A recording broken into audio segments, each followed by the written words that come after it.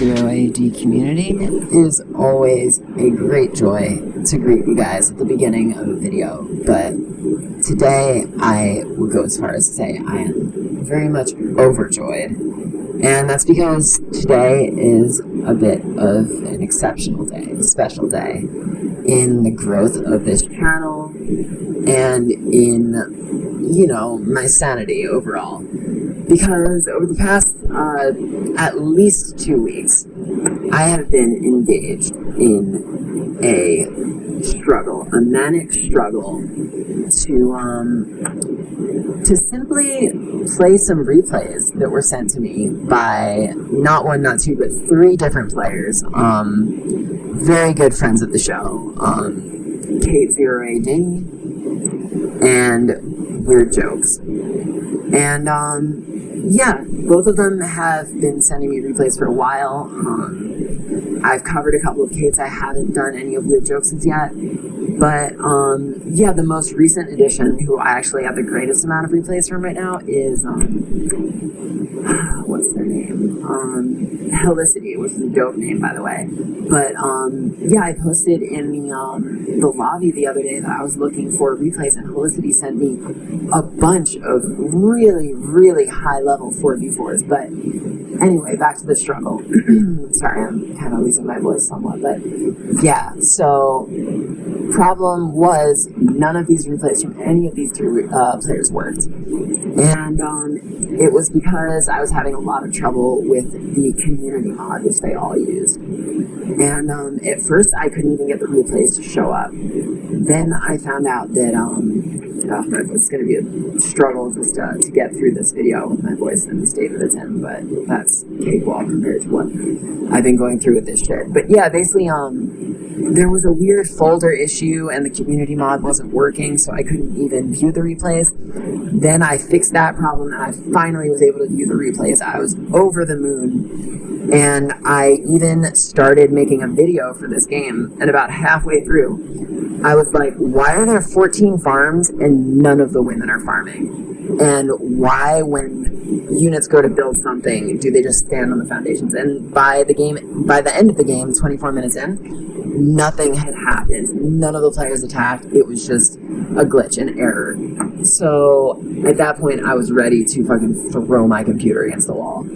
But finally, I actually got some help from Stan on the forum. I reached out, and Stan and another player called Real Tabasco Sauce both reached out to help me, and they just suggested that I use the in-game mod downloader, which I did not even know existed, and it was unbelievably easy, the process. Literally just like 2 clicks, and I was done. And I'm cautiously overjoyed because before I was getting an error message out of sync at the beginning of the replay, no more error message. So I think all systems go. But yeah, if some other weird ass problem pops up and I'm not able to post this video, I might just end it right there. End the video. So yeah, most of the games are 4v4s or team games in general. This is the only 1v1 that I have, and it was sent to me by Kate. It's one of, I think, 2 replays I have from her, and she said it was pretty freaking epic, so I'm very excited. So yeah, we have Kate over in the east. She's playing as the Gauls. She's building women in batches, 3 at a time, and currently she has them walking straight over to this storehouse she built over by this woodline. One interesting thing that I've kind of noted recently is that you don't always have to, ultimately it's good to clear the trees surrounding the civic center at some point so that you can, make room for farms and whatnot.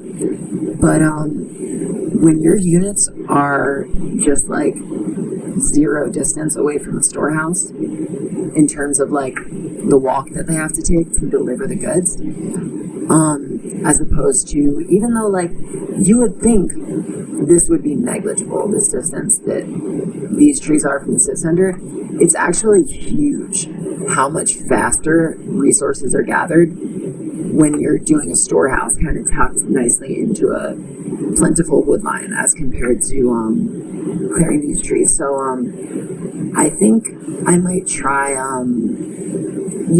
going to a woodline straight away in future games to experiment with that, because that burst of resources very, very early in the game is super important, and you can always come back for these trees. Like, you're not going to actually need that space for farms realistically probably until like phase 3-ish, so that really super short walk distance is super helpful, and it might be a good idea depending on the situation, depending on how far away the trees are from the civ center, etc.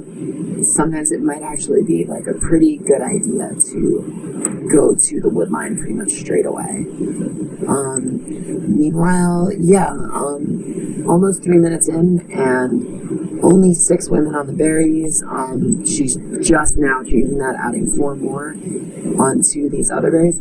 That's exactly how I do it. I keep a very, very small amount of women on foraging up until a few minutes into the game, because with the berry upgrade, which of course she has, you can very, very easily keep up with this many people gathering wood with just a very small handful on berries. The trick is, though, when you're doing that strategy, because the alternative is to put kind of a greater amounts of women on berries and boom out tons of women very fast, because because you just get tons and tons of food when the cost of food. So that's the alternative strategy that I see people doing a lot.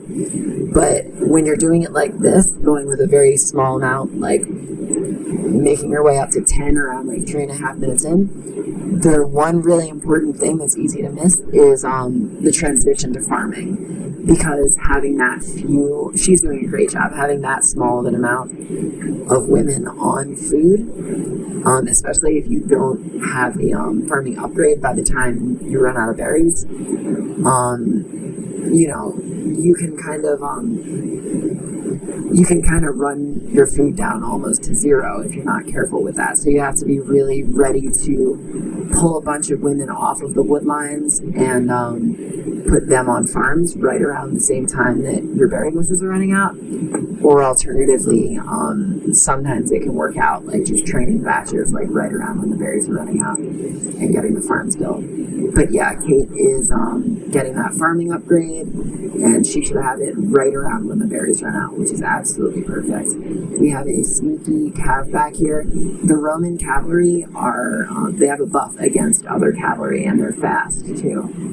And they can really tear through a lot of women in a short span of time if they're attempting a rush. The Kate's doing a really good job of hiding her women. She's maximizing she's minimizing the idle time that this rush, if you could even call it that, might have incurred her by, rather than ringing the bell, freaking out, which would probably affect, the women over here by this wood line, or even rather than taking all of these women and putting them in the storehouse, she literally was super, like that. You need to have very good micro skill to be able to, take these women, put them in while they're getting attacked while these are still farming, But, the small amounts of resources she saved by doing that are definitely, every little bit counts for sure. But yeah, like the overall lesson in that is like, if you take it to like a less like advanced level, if you're getting rushed at the wood line, for instance, you don't have to, or say like more similar to her situation, say you're getting rushed around the civ center, you don't have to ring the bell and send all of your women who are all the way out here running into houses. You can just grab the ones who are actually in danger so that you don't mess up your eco too terribly. So now let's take a look at Marre-Vrickad. They are 1393, very high rating.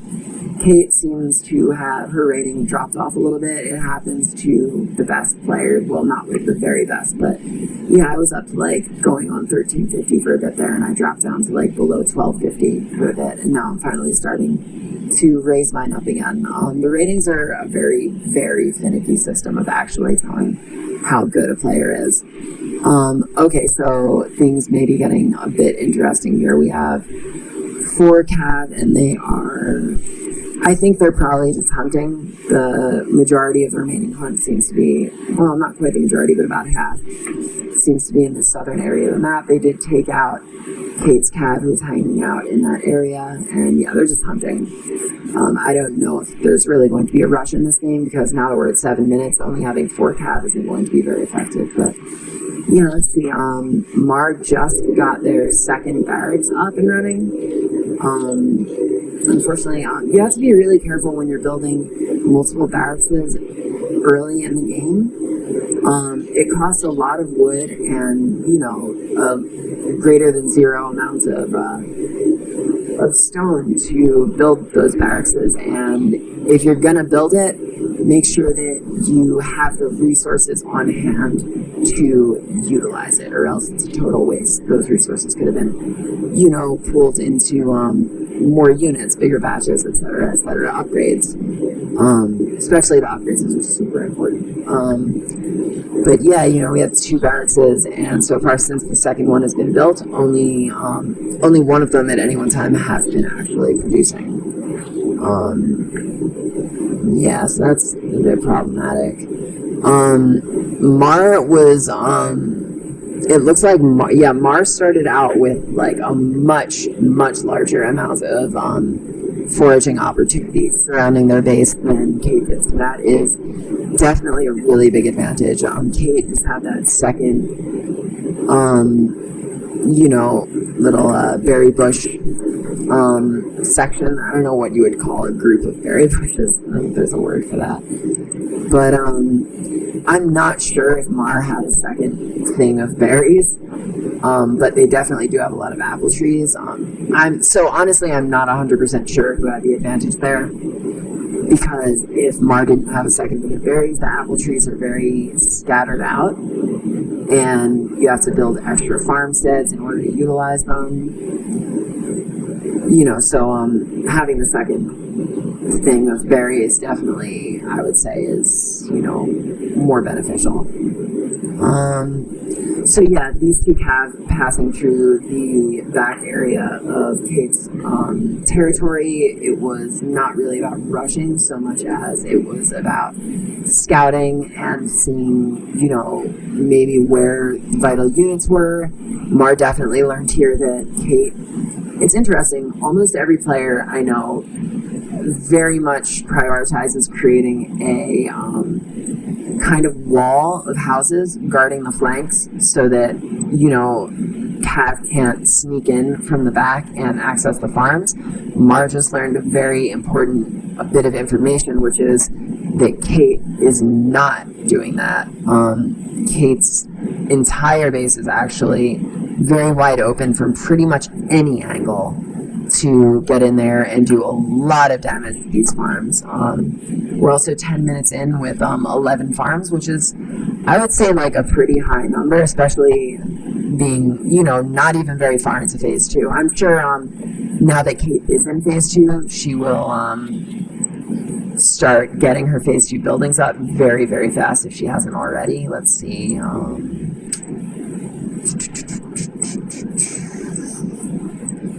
Alright, well, I guess I'm wrong. So she hasn't built a 4th market or a temple yet. But she really ought to, now that she's in phase 3. Phase 2, I should say. Let's see. She is a bit low on wood, though. I think that's the reason why. So Kate's strategy is almost the polar opposite of mine, in that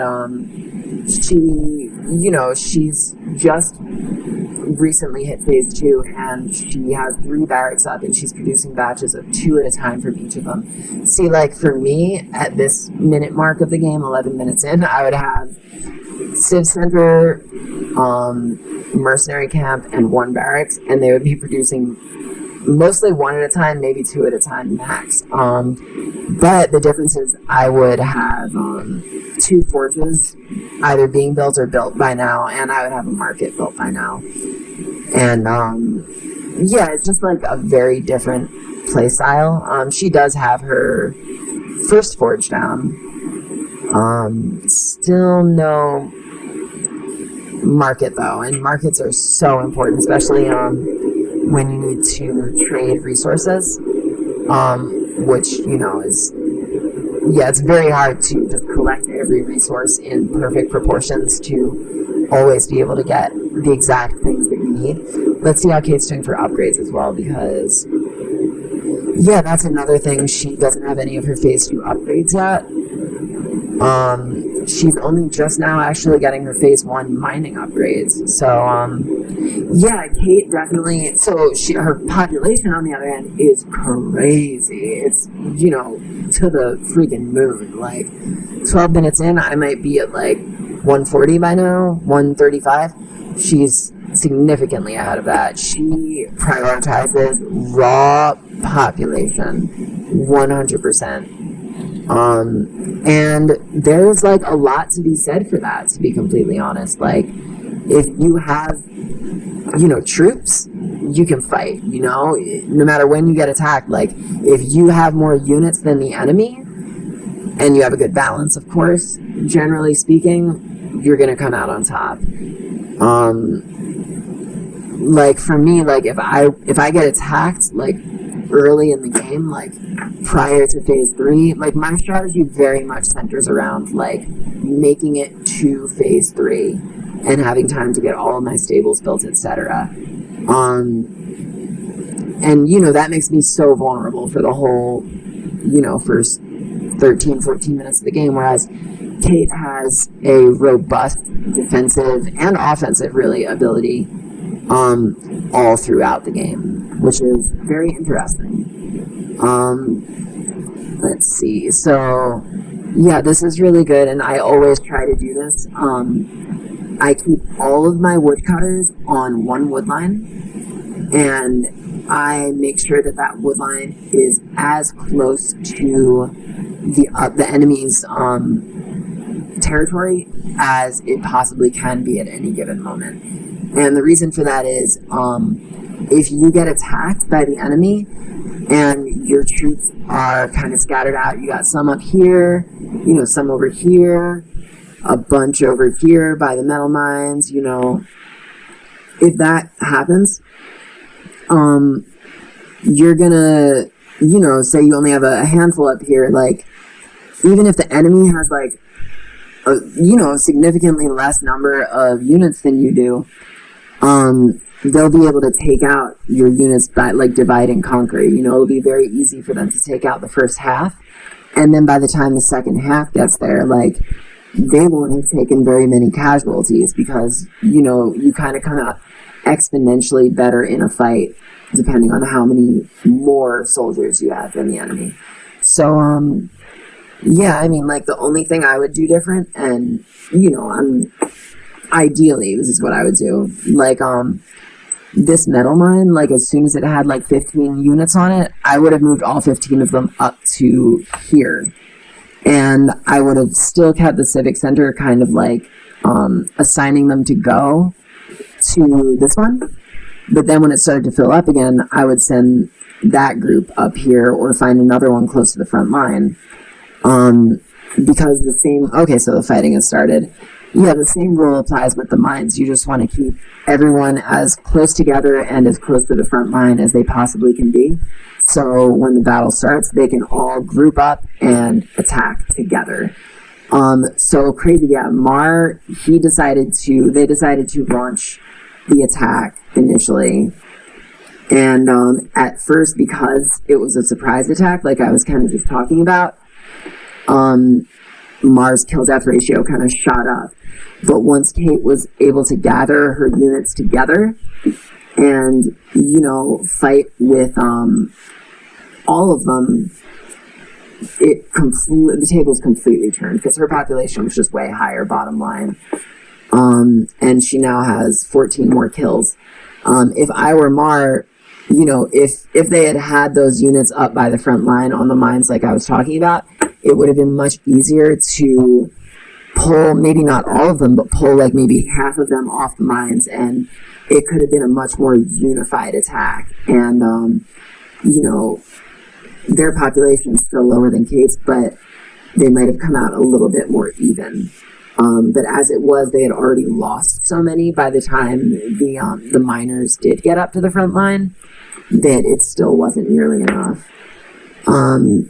This military colony, though, is going to be a really big benefit. I think it has garrison. 20 people can go inside of there, and 15 of them at a time can fire arrows. So that's always like a really interesting factor, that the garrison limit is almost always different than the projectile limit. So that's actually something that I know with a lot of ships. I think it's ships that I'm thinking of, where the garrison unit is 20, but the projectile limit is 10. Is it ships that I'm actually thinking of?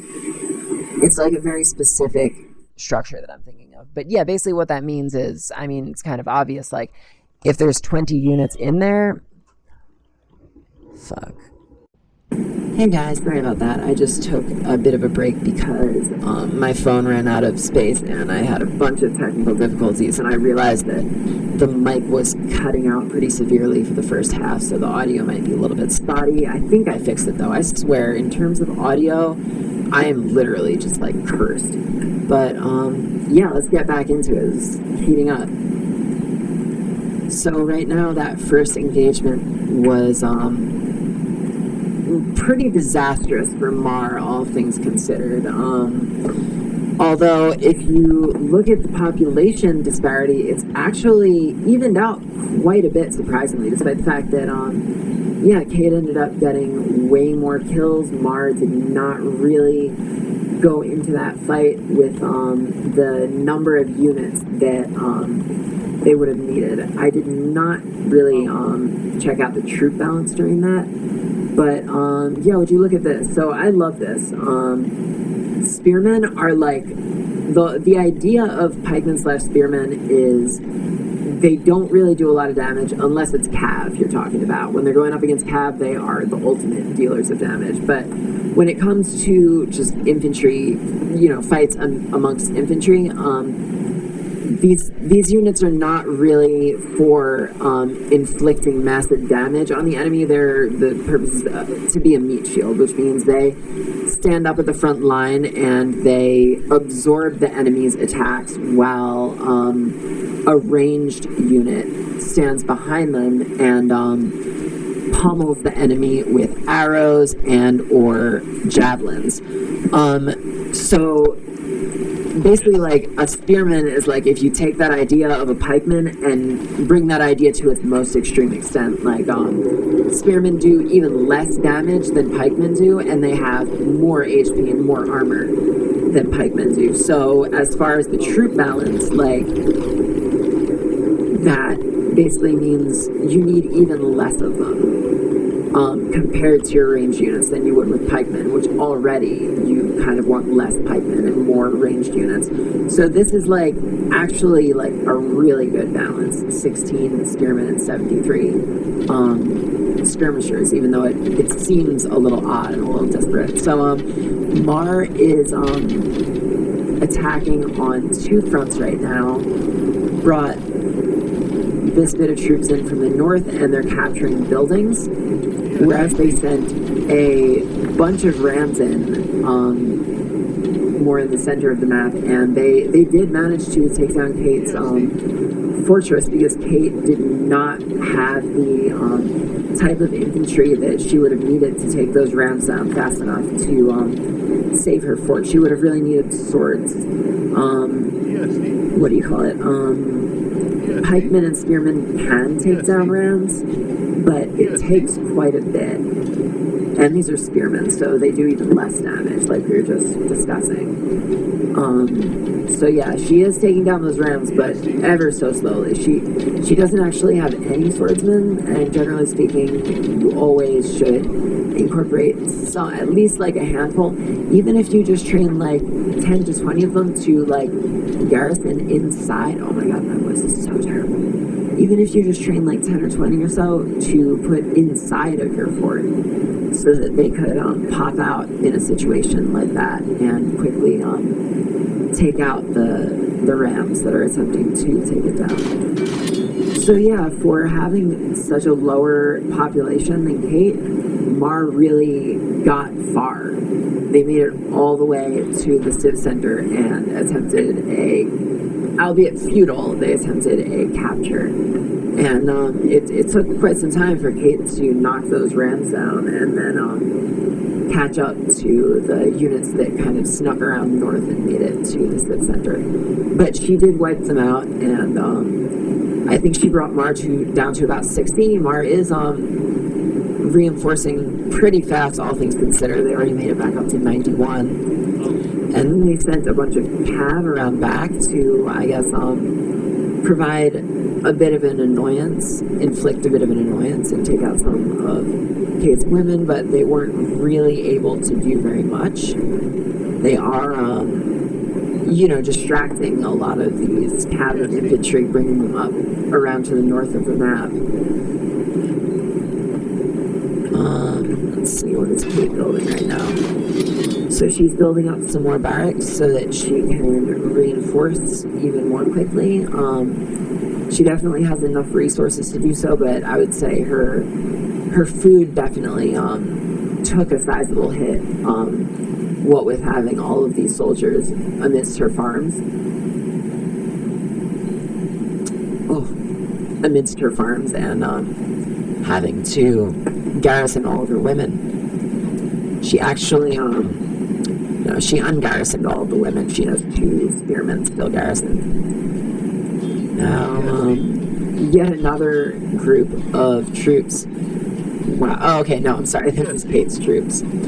So Marre is, wow, that's extremely impressive. Already up to 140? How? That's fucking wild. Like 60? Yeah, they were down to 60 only like a minute ago maybe. And they shot back up. They're already very much back in the game and very much a threat at this point. Yeah, you can see like Kate has a crazy amount of kills, and yet Marre is just able to bounce right back, it seems. Rams and all. Rams being an incredibly effective strategy against Kate in this game. I don't know if the Gauls are capable of building swordsmen. Wow, I mean, maybe they have champion swordsmen, but they have slingers, which is awesome. But yeah, they have champion swordsmen, but I mean, Kate has the metal to train them. Has she trained any? No, so she has 1. So yeah, if I were Kate, I would definitely be investing in those. I mean, she is able to take down these rams, but Marre is definitely providing a huge annoyance. They also have a group of cav back here who Kate was able to take them down, but yeah, they're definitely spread across the map trying to hit her at every possible angle. They've been at a steady disadvantage throughout the entire match for sure. Marre has, but they've been putting up a great fight through it all. Most definitely. And unbelievably, 3 more rams now, and the kill-death ratio has been evened out considerably, despite the fact that Marre is working at such a huge population deficit. I would venture to guess that Marre's economy upgrades are...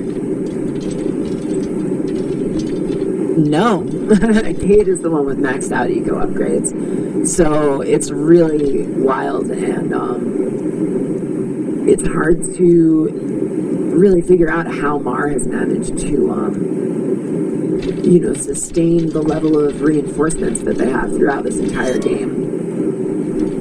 Excuse me, Kate has definitely decided to go on the offensive. I think she's getting a little bit sick of Marre,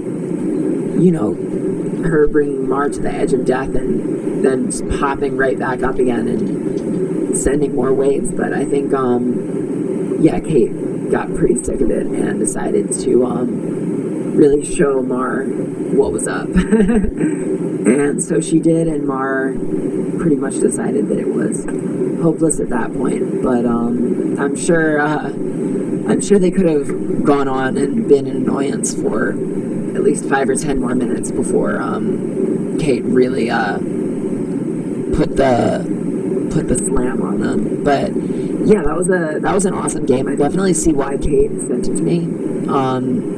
Obviously, needless to say, she performed incredibly. But Marre's ability to reinforce after taking such heavy losses, even without phase 3 eco upgrades, it speaks to an immensely calculated and skillful handling of the eco. Everything has to be so balanced for that to happen. You need to have just the right amount of units on food, just because that leaves room to have just the right amount on wood and metal and stone, and everything has to be kind of perfect for you to just continually reinforce at that speed. I'm sure, honestly, let's go. Let's fast forward, because I pretty much focused on Kate's build order and her eco throughout most of the game. So let's go on 20% speed and really figure out how Marre worked their magic throughout this game. Obviously, when they mounted the various attacks, they had to have left just the right amount of units back, in their territory, cutting wood, mining, etc., in order to take such heavy losses and then just immediately be able to come back from it. So yeah, we have 2 barracks. I'm very interested in what happened kind of in the mid game.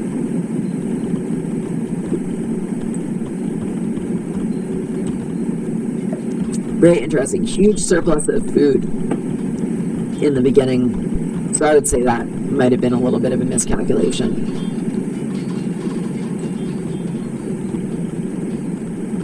So yeah, I remember now we were talking about keeping all of the woodcutters kind of concentrated up by the front line.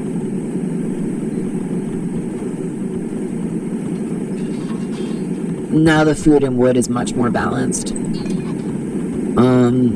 Now they're going up to phase 2. Let's see how fast, once they get to phase 2, they grab these upgrades. I'm going to guess they probably got them relatively quickly, but... So wood cutting came first, or maybe the food did. Yeah, they got the food and wood upgrade about at the same time. And, okay, so now, when they first attacked, they sent all of these frontline woodcutters up into the battle, but they kept 7 units consistently on this wood line all the way in the back while they were fighting. And you see, as their troops are starting to die, their wood is still going up. And that 500 that it just dropped down by was the first big, massive reinforcements, I think, popping out of the barracks. Yeah, as soon as the troops started dying, they started to replenish themselves. And, okay, that's interesting. So they had 3 barracks, but as the battle was starting, they were in the process of building a 4th. And, yeah, once they mounted that first attack, even though it didn't go well for them, they were relentless after that. They didn't give Kate any time to breathe. And you see she is down to the wire in terms of her metal. I think she probably, it looks like if she had anyone on metal, she pulled everybody off of the metal mines in order to defend against that first attack. And at least thus far, she's failed to repopulate any metal mines after that engagement. So, that explains her lack of champion swordsmen. I'm not sure if she has the actual... So yeah, she's getting the upgrade that lets you build champion swords within the barracks. But yeah, she's not really, I guess she just put someone onto metal, but not enough. Yeah, only 11. So yeah, if she was able to get those champion swordsmen, you know, if she had a greater flow of metal coming in, she could have dealt with those ramps much more easily. But yeah, let's see. I just want to check if you, yes, okay, so this is everything right now. So they did take those women off of the farms in order to put them on wood. Let's see, they don't have the phase 3 farming upgrade. They did take those women off of the farms to put them on wood, but it's more balanced that way, as opposed to, they do have women on metal, which is bad, but, oh, and I didn't even see this. Kate sent in an attack. Wow, see, so Kate knew as well how important this was for Marre being able to jump back up to, well, this was before, but, yeah, so we don't need to go through the whole game twice, but I just wanted to, you know, investigate Marre's eco and see what strategies they used in order to pull off that crazy population jump from like 60 or so all the way back up to like 150 or so in such a short span of time. And yeah, you just need, no, even if you have like 5,000 wood, huge surplus, whatever, you still need a group of units consistently somewhere off the beaten path, far away from the front line, on a wood line. Same thing applies for metal mines. Stone, depending on your strategy, sure, definitely, because a lot of siege requires a lot of stone. With the wood lines, it's pretty easy, especially if the wood lines are dense in the biome you're working with. You know, you could put some units on a wood line and they might last there the rest of the game, you know, but with the mines, it's a little bit more tricky. So what I try to do is before the major fighting kicks off and I'm super distracted, I like to, pretty much like right before that, I like to really comprehensively prevent my mining units from running out and going idle. So usually like you need to be phase 3 with like another civ center or military colony. Your territory needs to be pretty big in order to do this. But yeah, before I kick off any like huge battles, I will whatever mines are filled up, I will, you know, highlight all the units working on that mine, find another mine somewhere else in my territory that's untapped, shift click, have them set the foundations for a storehouse, then shift click that mine. So if I have like 2 full mines, then I'll find 2 more and I'll assign each group of units to, you know, already like move and migrate to a whole other mine without me having to tell them to do so in the middle of a battle and just magically know like when that mine is going to run out.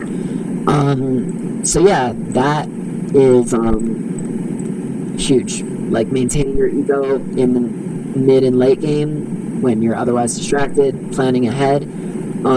That's the type of stuff that Marre had to do to put up such a strong fight against Kate. And yeah, it's definitely a part of being a more advanced player. Yeah, so this was awesome. It's the first of many higher level replays that were specifically, because for me, like, you know, I've been pulling everything out from my own replays, which means like half the freaking games I play, like y'all end up seeing, and like half of the games I play aren't going to be like fantastic games, but like having people send me like their best ones, like, yeah, the videos are just going to be way freaking better going forward. So I'm super excited. I hope you guys are too. Like, subscribe, hit the bell, and yeah, I'll see you in the next one.